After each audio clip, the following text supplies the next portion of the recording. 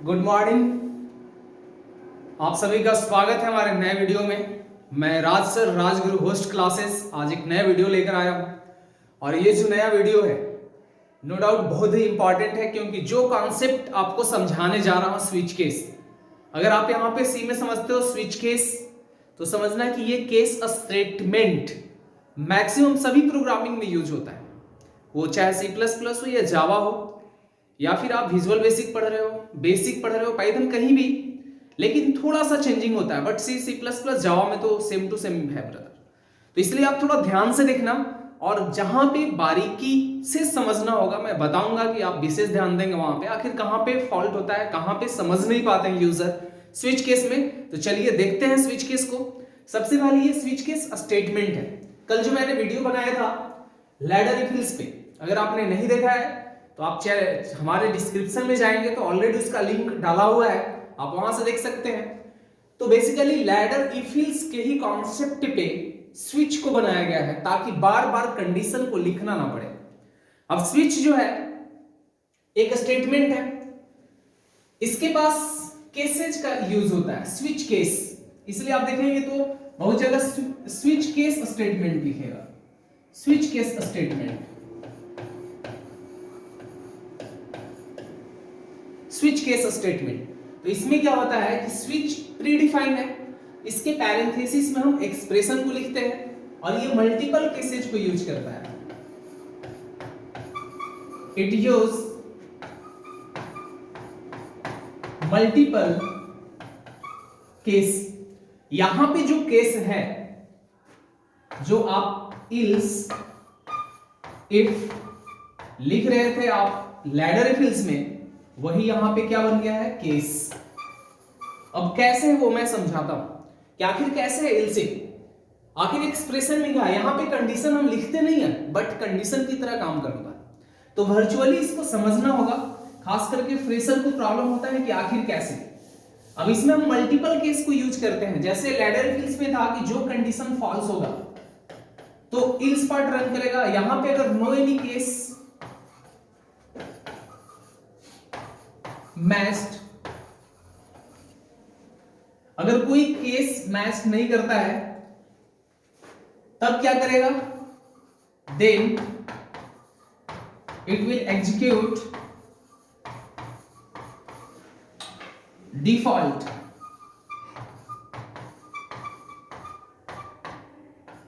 ये डिफॉल्ट को यूज करेगा। अब समझना, इसके पास भी ओपनिंग क्लोजिंग कर्ली ब्रैकेट होता है। इट मींस इसका बॉडी स्ट्रक्चर है, जिसको हम लोग ओपनिंग क्लोजिंग ब्रैकेट से डिनोट करते हैं। ऐसा नहीं है, बिना डिफॉल्ट का भी आप रन करवा सकते हो स्विच केस। और जिस तरह से नेस्टेड इफ होता है, उस तरह से नेस्टेड स्विच भी होता है। मतलब एक स्विच के अंदर दूसरा स्विच। जैसे देखना, आप एटीएम में जाते हो पैसा निकालने, तो हर एटीएम का अपना कोडिंग होता है, सॉफ्टवेयर पे डिपेंड करता है। आप जैसे ही एटीएम में मशीन में अपना कार्ड लगाते हैं तो कुछ पहले पूछ लेता है पासवर्ड, कुछ लोग लास्ट में पासवर्ड पूछता है। आप जैसे ही लगाते हैं तो पासवर्ड डालने के बाद पूछता है कि आप इंग्लिश हिंदी क्या सिलेक्ट करना है, आपने इंग्लिश में सिलेक्ट कर लिया। फिर से ऑप्शन देता है कि क्या करना है, कैश विड्रॉवल करना है, मिनी स्टेटमेंट चेक करना है, या पासवर्ड चेंज करना है। तो आप केस पे क्लिक कर दिए, कैश विड्रॉवल, फिर से स्टेट आ जाता है कि आपका अकाउंट सेविंग है या करंट अकाउंट है या अदर्स कोई अकाउंट है। तो आप समझना, वहां पे मल्टीपल चॉइसेज आता है। तो स्विच केस में जब मल्टीपल चॉइसेस का प्रोग्राम बनाना होता है तो हम क्या यूज करेंगे, नेस्टेड स्विच। लेकिन अब सिंपल स्विच की बात कर रहे हैं, तो जब सिंपल स्विच समझ में आ जाएगा तो नेस्टेड भी समझना बहुत आसान होगा। तो इसके पास भी क्या होता है, अपना बॉडी स्ट्रक्चर है। It has its body structure. Clear है। अब देखना सिंटैक्स फॉर एग्जांपल समझना, और इसके बाद मैं कंप्यूटर स्क्रीन पे रन करके जरूर बताऊंगा।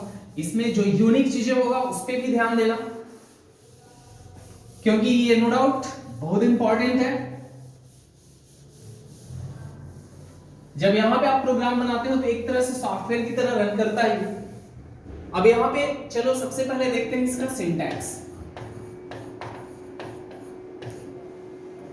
सिंटैक्स में सबसे पहले हम लिखिए यहां पे स्विच, यहां पे एक्सप्रेशन, स्विच के बाद एक्सप्रेशन को राइट करेंगे। आफ्टर दैट ओपनिंग करली ब्रैकेट जो बॉडी का होता है यहां पे लिखेंगे केस 1। याद रखना यहां पे कोलन का सिंबल है, ठीक है। केस के साथ क्या लगेगा? Colon, not semicolon. Colon here, यहां पे no semicolon.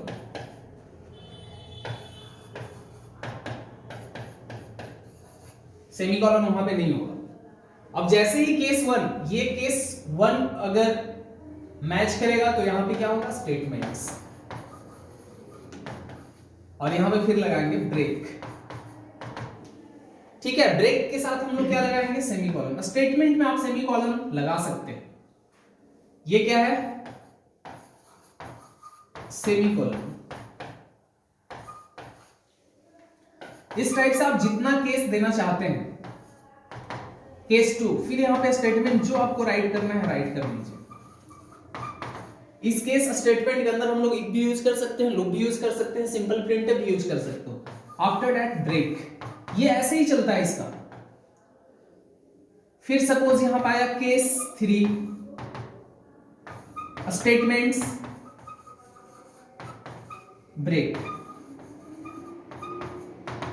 Bye the way कोई केस मैच नहीं करेगा। इस टाइप से मल्टीपल लिमिट नहीं, यहां पे मल्टीपल यूज कर सकते हैं केसेस का। फिर यहां पे यूज करेंगे डिफॉल्ट। अब डिफॉल्ट में भी यहां पे कोलन है, नॉट सेमीकोलन। अब यहां पे स्टेटमेंट्स, उसके बाद यहां पे बॉडी को क्लोज। लेकिन अब आता है कि यहां पे एक्सप्रेशन में क्या लिखेंगे। एक्सप्रेशन में सिंपल हम चॉइस, जिसमें इनपुट लेते हैं कि सिलेक्ट द चॉइस या इंटर वैल्यू, उस वेरिएबल को लिखेंगे। और इसमें क्या स्टोर है यहां से मैच करता है। अगर इसमें 1 होगा तो केस 1 रन करेगा, 2 होगा तो केस 2 रन करेगा, केस 3 रन करेगा। और ये स्टेटमेंट ट्रू होगा, ब्रेक क्या करेगा? उसको बाहर निकाल देगा। इसलिए इसमें ब्रेक लगाना जरूरी है। तो अब देखते हैं इसमें एक एग्जाम्पल ऐसे हम लैडर फिल्स पे मैंने बताया था कि आप लोग प्रोग्राम बनाइए। मैं बताया भी था कि कौन सा प्रोग्राम बनाना है, उसमें प्रैक्टिकल भी करवाया था। वो सारा प्रोग्राम आपका स्विच में बन सकता है।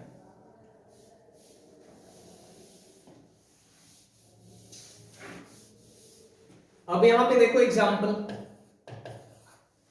सपोज यहां पे एक वेरिएबल ले लिए इंट ch = 3। तो इसमें क्या करना है? ch लिख देना है एक्सप्रेशन के जगह। अब यहां पे केस 1, तो ये क्या मैच करेगा कि क्या ch में 1 स्टोर है।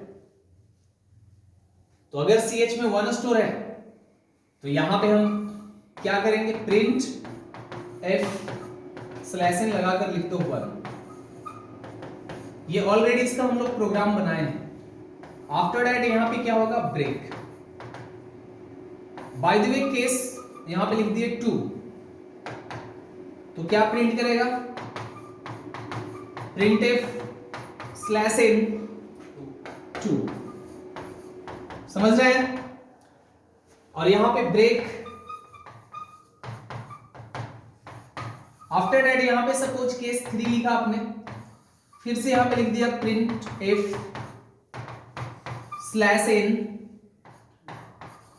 3 और ब्रेक।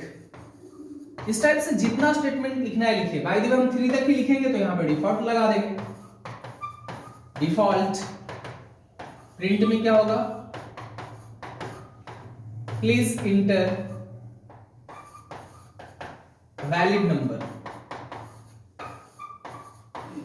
वैलिड नंबर इंटर करना है। अभी जस्ट इस पे एक प्रोग्राम बनाकर आपको दिखाते हैं। आप कंप्यूटर स्क्रीन पे बखूबी से समझेंगे। 2-3 प्रोग्राम को रन करवा रहे हैं, तो देखिए कैसे रन करता है।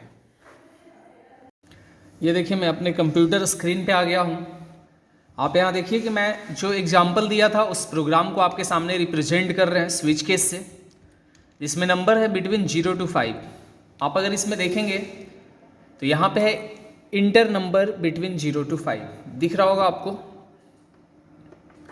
और उसके बाद जैसे ही चॉइस हम लोग CH में लिए, अगर केस 0 होगा तो 0 प्रिंट करेगा, 1 होगा तो 1 प्रिंट करेगा, 2 होगा तो 2 प्रिंट करेगा। आफ्टर दैट कोई मैच नहीं करेगा तो सबसे लास्ट में हम लोग डिफ़ॉल्ट पे दिखाए हैं प्लीज़ इंटर 0 to 5। तो ऐसे ही जितना केस होगा आप बढ़ाते जाएंगे, लास्ट में डिफ़ॉल्ट लगेगा। और अब इसको रन करवा के देखिए, यहाँ पे क्लियर स्क्रीन मैंने रन करवा लिया तो आपके सामने एरर आ गया है। एक्चुअली इसमें कहीं छूटा होगा, लिखते समय ध्यान नहीं दिया मैं। अब डबल इन्वर्टेड है यहाँ पे, ये एरर स्टार्टिंग में आता है। अगर अभी मेरा एरर आया तो ये बेनिफिट ही है, आप 5 एरर आया तो ताकि आप देख सकें कैसे हम लोग एरर को क्लियर कर सकते हैं। चलो रन करवाते हैं। तो ऑलरेडी देखना, कोई भी कंप्यूटर वो हिंट करता है कि क्या एरर है। एक के चलते उतना एरर था, inter number between 0 to 5। Suppose user डाल दिया 3 तो 3 प्रिंट करेगा वर्ड में। मतलब इस टाइप से आप एक वर्ड का बना सकते हो, कोई भी नंबर डालो उसको वर्ड में बदल दो। अगर यूज़र 5 से ज़्यादा नंबर स्टोर कर दिया, सपोज यूज़र डाल दिया 7 तो प्लीज़ इंटर 0 to 5, क्योंकि हमने वहीं तक बनाया है। अगर आप इसमें केसेज को बढ़ा दोगे तो उससे ज़्यादा होगा। इसमें स्विच केस में हमने एक और बताया था लैडर रिफिल्स में कि आप मेनू ड्रिवन टाइप का डिस्प्ले भी कर सकते हैं। जैसे 2 नंबर इंटर किए और उसमें उनको चॉइस देंगे। यहाँ पे मैंने वेरिएबल ले लिया A, B। सपोज A और B में हम लोग क्या करते हैं, 2 नंबर इंटर करते हैं। सबसे पहले 2 नंबर इंटर करेंगे, उसके बाद नंबर इंटर करने के बाद चॉइस देंगे कि 1 से क्या करना है, 2 से क्या करना है। तो देखिए आपके सामने इंटर, यहाँ पे मैसेज में क्या लिख देना है, इंटर 2 नंबर। मैं इसी में मॉडिफाई करता हूँ ताकि टाइम कम लगे। Inter 2 number, inter 2 numbers. अब यहाँ पे स्कैनअप में 2% डी लगेगा, क्योंकि जितना नंबर उतना स्पेसिफायर %d। आफ्टर डैट यहाँ पे तो एड्रेस ऑफ CH है, उसको एड्रेस ऑफ A लिखेंगे, comma address of B, semicolon. Then after यहाँ पे अभी स्विच केस नहीं लगाना है, अभी तो चॉइस लेना है कि आपको करना क्या है 2 नंबर का। तो उनको चॉइस में दिखाएंगे, जैसे printf लिख दिया कि आपको क्या करना है।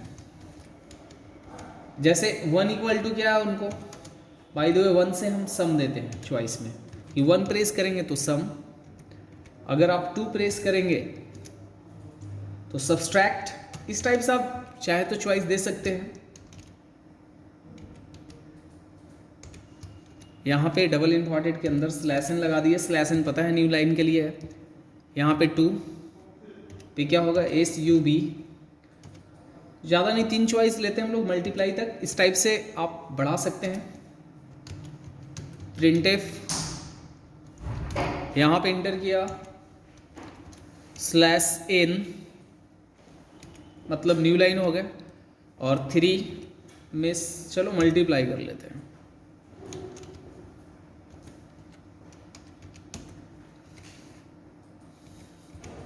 अब देन आफ्टर हमें एक मैसेज देना होगा कि आप कोई एक चॉइस सेलेक्ट करो। printf inter select any one choice. आपकी मर्जी है, मैसेज आप अपने अनुसार देते हैं। हम ये देख कर देते हैं कि आखिर यूज़र को कैसे समझना आसान होगा। तो आप यहाँ न्यू लाइन में मैसेज को डिस्प्ले कीजिए और लिखिए कि select any one choice. Select any one choice, अगर यह डिस्प्ले स्क्रीन होगा तो वहाँ पे सिलेक्ट कर सकते हैं, बट यहाँ पे आपको नंबर डालना होगा। और फिर से यहाँ पे CH में इनपुट लेते हैं। स्कैनअप लगा दिया मैं, स्कैनअप डबल इन्वर्टेड के अंदर %d एड्रेस ऑफ CH लगा दो। यहाँ पे address of CH। After that अब देखना यहाँ पे चॉइस 0 की जगह पे क्या करेंगे, 1। जैसे ही चॉइस 1 होगा तो आप printf में क्या करेंगे, सम डिस्प्ले करेंगे। यहाँ पे /n sum equal to %d। अब आप कर दो यहाँ पे 2 जिसमें इनपुट लिए हैं A + B, और ब्रेक हो गया। जैसे ही अगर चॉइस 2 हुआ, मतलब CH में 2 स्टोर होगा और यहाँ केस 2। मैं बार बार बताया था कि यहाँ पे जो CH में वैल्यू होगा उसको मैच करेगा कि क्या CH में 1 है क्या CH में 2 स्टोर है? अगर 2 स्टोर रहेगा तो हम लोग क्या करेंगे इसमें /n और यहाँ पे होगा subtract SUB sub equal to, यहाँ पे डालेंगे sub equal to %d a minus B. After that अगर केस 3 होता है तो मल्टीप्लाई है, चलो यहाँ मल्टीप्लाई कर लो केस 3 पे, और प्रिंटफ में हम मल्टीप्लाई करेंगे। यहाँ पे कुछ नहीं, /n आप इंटर करो और लिख दो मल्टीप्लाई को शॉर्ट में MUL। चलो पूरा लिख लेते हैं, multiply equal to, integer type का इसलिए %d लगाना है, यहाँ पे a इंटू बी। अब क्या है कि 3 ही चॉइस था हमारे पास, तो इसके बाद डिफ़ॉल्ट में हम लोग रॉन्ग चॉइस देंगे। बाय द वे 1 2 3 के अलावा कुछ और सिलेक्ट करता है, तो डिफ़ॉल्ट में क्या करना है, लिख देना है रॉन्ग चॉइस। देखिए डिफ़ॉल्ट आ गया यहाँ पे। इसके प्रिंटअप में जो पहले का मैसेज है उसको हटाते हैं, प्लीज इंटर